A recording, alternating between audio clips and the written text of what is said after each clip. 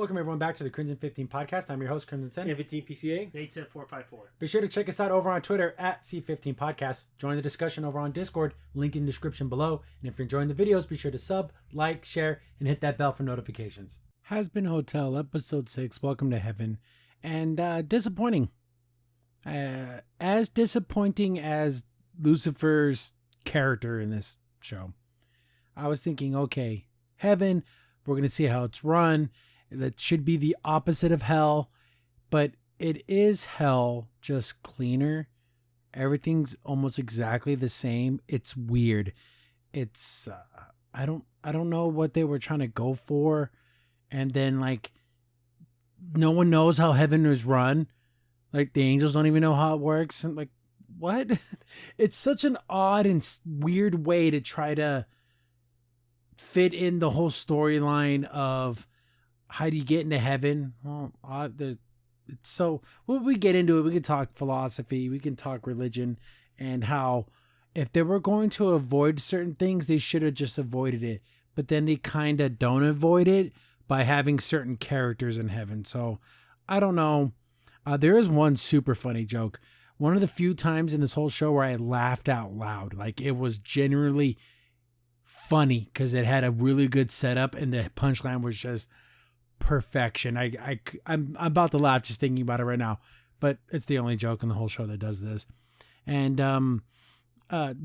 there's a Charlie in heaven. Like there's a character who's a seraphim who's just basically Charlie, just an over excited child woman. That's the only thing how I can describe Charlie. She is a child woman. She's an adult who acts like a child. But we get in first. Okay, let's just jump right in. Charlie's getting ready for her vacation, her little trip to heaven to have her little meeting. And she's going to go with Vaggie. Vaggie doesn't want to go because it's obvious that Vaggie is an angel.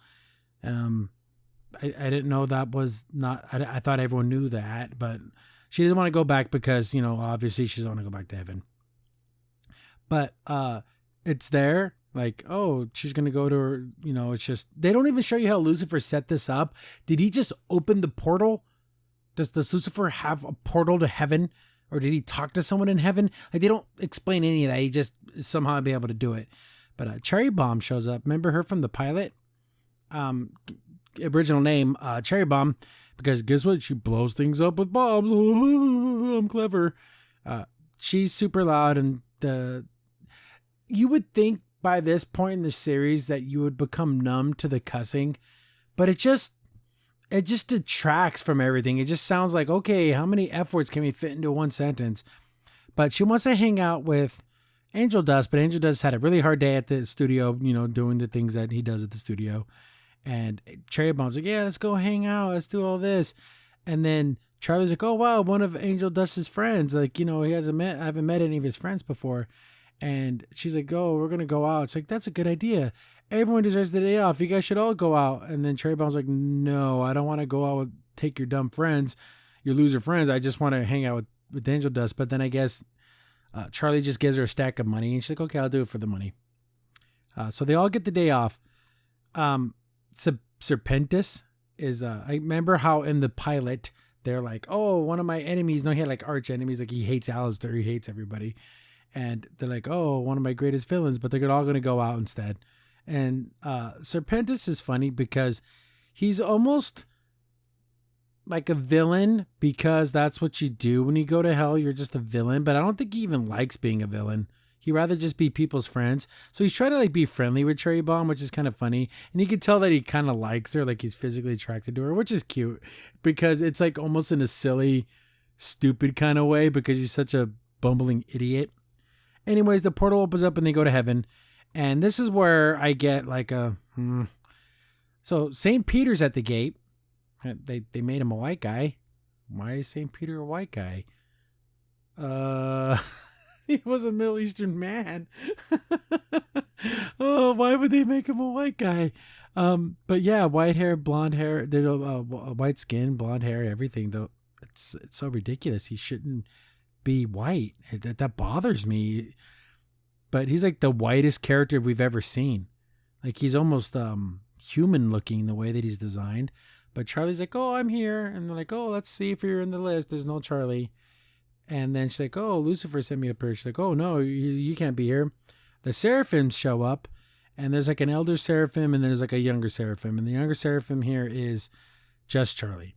Well, it is a carbon copy of her entire personality. They're like, oh yeah, we're gonna have our meeting, and they're gonna go and welcome to heaven, and there's a whole song about welcome to heaven. Thank God it isn't very long. You know, it gets over pretty quickly. The song sucks, but heaven is shown to be just like hell. There's like animal people, but why would that be? Why there'd just be humans here? Humans don't become angels, and humans don't turn into these things. Humans were created in the image of God, so why would when they die, why would they turn into animals, like furries? What? It's so weird. I get it that Vizzy is a furry. I know that she loves it more than anything else in the world. Everything this woman touches is furry. But what in the world? Shouldn't it be just humans up here? I don't know. It's just silly. So they're going through this whole thing and they're being shown around heaven and Charlie just loves it. Charlie's like, oh, this is so great. This is so wonderful. Heaven's so great. Adam sees them and Adam is like, what the F and F this and F and those effing B words and the B words and the effing C words and the FFF. He cusses so much. It's detracting from everything else because no one even cusses as much in real life. I've known Marines. I've known people that worked on oil rigs and stuff, and just like we're talking like salt of the earth kind of guys, and they don't cuss as much as this guy does. It's ridiculous. So he's like, what the flying F is all this about? So I guess they're gonna have their little meeting, but it's not gonna happen right away. They get shown to like their hotel room, and Charlie's like, oh, it's so great. We're gonna go to a like a zoo, and she's gonna go see koala bears or something. Vaggie. Vaggie. So stupid. I can't believe that that's really what it's all about. Anyways, Vaggie stays behind. Adam shows up and he's like, hey, she's like, Charlie's not here. Oh no, I want to talk to you. And he's like, what do you want to talk to me for? She's like, oh, didn't you think I wouldn't recognize you? Without, you know, that's you. You were an angel. And then it's like supposed to be some kind of big reveal. I figured that out in the pilot. Like when the pilot aired all those years ago, I'm like, oh, she's an angel. She uses a spear, and those were the kind of weapons that angels used. She has like white skin, like ashen skin like the other angels, and her hair looks like wings. So I thought, oh, she's just a fallen angel, an angel that went to hell. But why is this a reveal? Did this shock anybody? Was there somebody out there who didn't know this? I felt it was such a common knowledge thing that I thought the characters in the show knew it, but I guess they don't. And he's like, hey, get Charlie to give up on this stupid thing, or I'm going to tell her that you used to be an angel and you killed a bunch of demons, and see how much your little girlfriend loves you now. We see a little flashback. She would go down during exterminations, and she didn't want to kill a little kid. Because, you know, little kids are in hell, right? What? I know people are saying like there's like creatures that are born in hell, and then there's people who go to hell. But children will not be in hell. That's ridiculous. She didn't want to kill a kid, so it was Adam and then that other angel that's by his side all the time. She slashes her in the face and leaves her to die. Charlie found her because Charlie would just be walking around during an extermination, right? She would just be out in the streets and kind of nurses her back to health, and that's how they fell in love. And he also mentions that he named Vaggie, he named her like after the vagina. That's what he says. He's like, oh, the most wonderful thing. So I called you Vaggie. And then she tries to correct him. He's like, no, that's what it is. So that's the joke, or that was the buildup to why she had the weird ass name, was to be a vagina joke. What? Anyways, they're like, oh yeah, make sure to talk Charlie out of this because we're gonna have this big meeting, and then if you don't talk her out of this, we're gonna just tell on you. We begin this thing, and it's kind of like a trial where they have to like provide evidence and stuff. It's weird. I thought it'd be like a regular meeting, but it's like a meeting with a bunch of the other angels, and we see like biblically accurate angels, and like people lose their over that. So the seraphim is overseeing this, and I like the attitude of Sarah, the Seraphim, where she's a little more cold, a little more calculating. I thought that's how Adam should have been. But anyways, she's like, okay, present your evidence. And then she starts her evidence like how most people do. Like in, was anyone ever in debate? This is like debate where Webster's dictionary defines redemption as, you can't use definitions. So like, it's like an objection. And then Adam's constantly cussing. And it's funny because when he's around the Seraphim, he's a little more like, oh no, we'll do what you say, but he's still like a big jerk asshole. But it's just weird. Why couldn't he be a little more reserved around the Seraphim? And he's really not. He's just this big jerk of a guy. And then they're like talking about, oh, people can be redeemed. I'm working on getting people out of hell. And he's like, what's even the qualifications to get into heaven? And like nobody knows. Well, we on earth know. Here, obviously, if St. Peter's there, it's a Christian theology working here, because without that, you wouldn't have Peter there. It says that St. Peter, I think it's more Catholicism. But anyways, basically, you try to live your life the best you can, but you have to love and accept Jesus Christ as your Lord and Savior. That's how you get into heaven. There you go. That's how you get into heaven. It's not just deeds. It's not just faith. It's everything. But the core of it is the faith in Jesus Christ. But Jesus Christ doesn't exist in this. But if you have St. Peter, you have to have Jesus Christ. Because who was St. Peter? What was he doing if there was no Jesus Christ? If they would have just kept Peter out of this, okay, then they're not following, they're doing their own thing. But they plucked out one character just to make a silly joke about Peter being at the gates.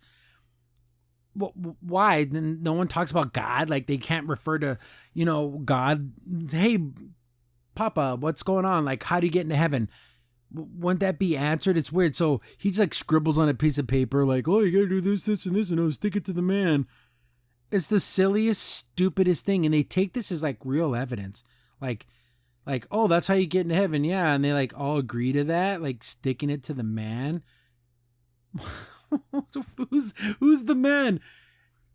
Anyways, she's like, it's working. I'll even prove it to you. And she uses angel dust as their, this is how it works. I honestly thought they were going to pick Serpentis because he's the only one who's actually done like the things, all the like the little games and stupid stuff that Charlie's been putting everyone through. Like he's the only one who's actually done that kind of stuff and actually shown improvement.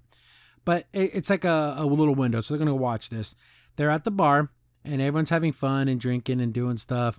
And we can see how Serpentis is trying to like talk to Cherry Bomb and like try to like get her attention and like, oh, can I buy you a drink? It's cute. It is so adorable because he's such a like kind of a pathetic guy. But this is the joke, the setup, the jokes are great. Just this one setup of jokes. He's like, hey, Cherry Bomb, would it be okay if I buy you a drink? And she's like, why do you want to buy me a drink? Like, what, thought we're enemies? Oh, I was, because I'm buying everybody a drink. And then it was like, yeah, we're buying everyone a drink. So like every time he tries to like be nice to her, he's always like, oh, I'm really doing this instead. Angel's not really digging the scene right now. He's just tired and he'd rather just go home and just relax. She offers him drugs. And then, Dust is like, hey, you can take those drugs, but it'll just ruin everything you've been doing. Like, you've been clean for a while. And, of course, Angel Dust is like, oh, I don't know. And Cherry Bomb's like, come on, dude, just do it. It's going to make you feel good. You're going to forget about everything. We'll be drinking, effing, we're doing all this kind of stuff. And it's funny. She's pushing him, but then she's like not pushing him. They're thinking about doing the drugs. And they're like, even Dust is kind of like, oh, go ahead, Angel, just go ahead and ruin everything you've been working at. And then we get back to the courtroom. See, he's just a crackhead porn star. He just doesn't, he's a bad person. That's why he's in hell. But they continue to watch and they see that Angel Dust is not necessarily working towards the debauchery as much. He sees, the little cleaning girl. It's funny. She has like no characterization except for she's just super weird. She's like running around like trying to clean, and Angel does like, whoa, stop screwing with those chemicals. You're not here to clean. I'm here to just relax. And we see a bunch of bad looking dudes. And she goes over there and starts like cleaning up their bottles and like emptying their beers. And I was worried for her because I didn't want these guys to hurt her, or this is like it's hell, you know. I don't want no SA to happen to this little, she looks like a little girl. But then they're getting pissed off at her, and Angel goes, hey guys, you know, don't worry about it. He dropped some money on him, you know, I'll take care of her. And she keeps screwing around, and Angel Dust keeps looking after her, which is like a stand-up thing to do. Like, good on you, Angel Dust, for being a good friend. And Trey Bomb's like, what the F, Angel? You're here to have fun, not to be stupid babysitter. She's like, well, you're not being you. It's like, hey, you know, Trey Bomb, I don't want her to get hurt. I'm just looking after her. And she gets all sad, and then, you know, he kind of comforts her and everything. What a good friend. I like this. I like Angel Dust's growth here, that he's starting to think about other people other than himself. And, you know, and then we get Serpentis comes back at the cherry, and he's like, hey, you know, they were going to buy them shots. I brought you some shots. And she's like, oh, can you get me a drink? And he's like, oh, yeah, because I got everybody shots. Oh, and then everyone starts, you know, having their fun again. But she's like, you know, kind of like, this is such a drag. I came here to hang out with my best friend and do the things that we're used to do, get drunk, do all those kinds of things. And he's just out here trying to be a decent guy, and it's kind of pissing me off. And this is the payoff of the joke. Like, I laughed so hard. He goes to the cherry bomb, you know, Serpentis, and he's like, hey, you know, there's a sex room over there. You know, I was thinking maybe you and I could, you know, go have sex. And she's like, why in the world would I want to have sex with you? Like, she almost finds it cute that he's trying so hard to like impress her and be with her. And then he's like, well, you know, because I'm having sex with everybody. I laughed and laughed because you had the setup. You had the, oh, drinks for everybody, shots for everybody, oh, sex with everybody. And he just grab him and throw him in the room, and everyone just like, he ends up having to have sex with everybody. I laughed and laughed and laughed. Oh my goodness, what a good joke. It is absolutely hilarious. So as he's getting torn apart in there doing his thing, we see that Valentino's there, and he's like way more Mexican now. I know his name's Valentino, but like he's speaking Spanish like a lot. I'm like, I didn't really get that the first time that we saw him in the other episode, but it's really weird. So he's there with a bunch of girls, and he's trying to get them to join his porn studio and all that kind of stuff. Little maid girl goes over there, and he's like, oh no, I don't want Valentino to get anywhere near her, because one, he's a horrible, awful, terrible piece of crap thing, and I don't want her to be in this industry. Like that is disgusting, not for her. And he's like, oh, Angel Dust, what are you doing? You didn't have enough fun at the studio today? And, oh, looks like you're bringing me fresh meat. And he's like, no, that you need to stay away from her. And he's kind of standing up to him, which is good. He's like, hey, at the studio, you can tell me what to do. But here, I'm on free time, and go F yourself. Oh, don't forget who owns you. He's like, yeah, only at the studio. I'm here, and I don't have to listen to you. He ends up smacking the crap out of him, but he stands up to him. Good for you, Angel Dust. Tell this guy to go kick rocks. Why don't they just kill this guy? Is there anything preventing them from just killing him? It's hell. There's rules. What he's protected? I don't get it. But they're all having their fun and everything, and like we see that it was him being a stand-up guy, standing up for himself, standing up for his friends, protecting his friends, and they all see that in heaven. They're like, oh, he has been doing better. Look, he even did all the things on the list. He didn't lie. He was honest, and he stuck it to the man. So he's like, he hit all those criterias, but then Adam's like, well, if he did everything right, how come he's not here? But he's like, what are you talking about? You're just as awful as he is. Why are you here? And like no one can answer, and no one knows how you get into heaven. Like no one knows. So they go into another big song about heaven and like how to get there. But then it goes back and forth, back and forth.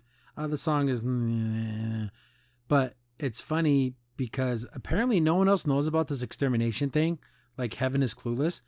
And the only people who know is like the head seraphim and then Adam and his little cohorts. then Adam like lets it out of the bag that they've been killing people, like going down there and doing exterminations. And I guess the reason why is Sarah is trying to protect Heaven, because if there's too many demons, they can come up there and fight them, which is stupid. Which Michael, one angel, took out the devil, so what chance do they stand? Where are the archangels? They just don't. Where's Raphael? Where's where are they? Where's Metatron? There's other angels, and they're just not doing anything. If you're gonna play in this realm of, not even close to being accurate of any kind, but you're gonna just kind of stomp on it's. I hate it. There's so many things they got wrong here. But she hid it from the younger Seraphim girl, and because you wouldn't understand, I had to do what I had to do to protect Heaven. But you don't need to protect Heaven. They can't get there. But apparently Lucifer can just open up portals. I don't know. It's weird. How would it even happen? But Charlie and Angel Charlie start singing a song together about redemption and getting things done. But they, in the end, it falls apart and they're found guilty. And nope, we're not going to let you get redeemed.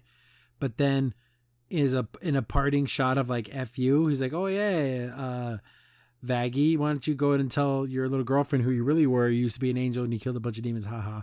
And then again, that's supposed to be the shocker of shockers, and it's just like, I don't understand how that's shocking in any way. They get sucked out of heaven, they're going straight back to hell, and then Sarah's like, sorry, you know, we had to do what we had to do, don't worry about it. But she even says, the little one's like, hey, Charlie, I'll figure out a way. I'm going to try to fix this. But yeah, disillusioned angels, at least something happened. I mean, story-wise, you have the angels like, whoa, wait a minute, we're going down and killing demons. Like, when did that start? Obviously, they've been doing this for, I'm assuming, millennia. They're doing this for a long time. But the time scale here, has this extermination thing been a thing that's been happening every year for like hundreds of years? Is this something that's only been happening recently? We don't know. But Heavens is in quarrel. They're thinking like, whoa, what's going on with all this? And how do you get to heaven? Like, no one can figure it out. Again, I already explained it.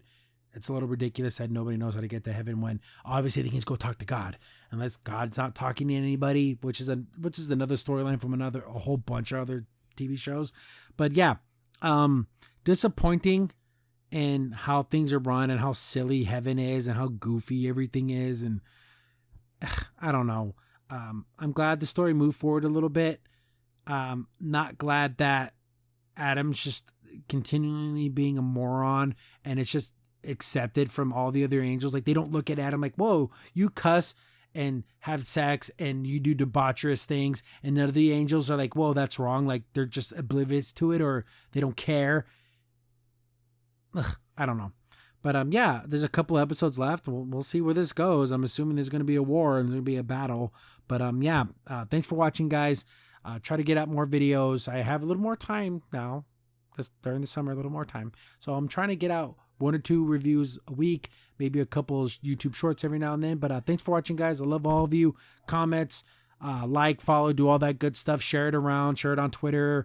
And yeah, I'll catch you on the next one. Crimson Sin here. Thanks for watching the video. Remember, liking, subscribing, sharing, and commenting on the video really helps out a lot. It gets the video spread around more people get to see the videos, and we get to make more videos for you guys. So thank you, and we appreciate every single one of you guys.